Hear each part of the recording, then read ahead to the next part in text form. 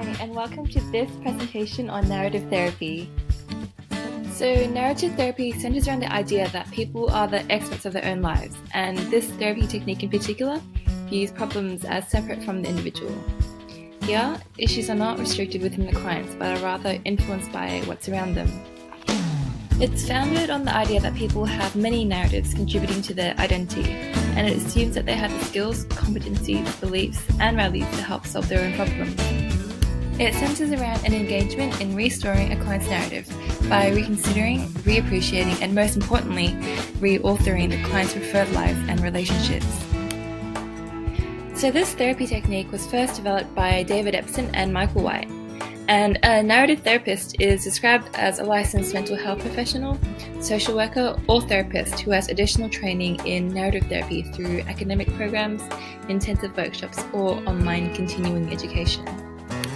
Narrative therapy is used by psychologists, family therapists, community workers, and dietitians can even translate some of these aspects into practice, but they won't actually be qualified as narrative therapists. So when was narrative therapy introduced?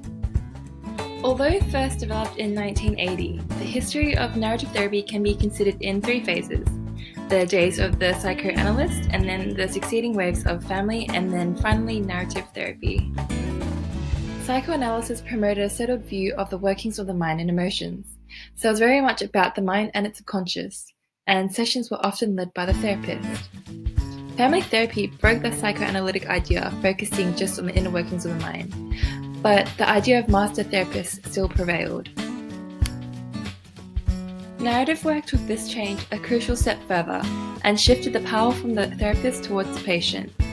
The main difference between narrative therapy and other therapy options is that in narrative therapy, the patient leads the session, and it's structured in a storytelling way. And again, it assumes that people have the skills, competencies, beliefs, values, and commitments to allow change.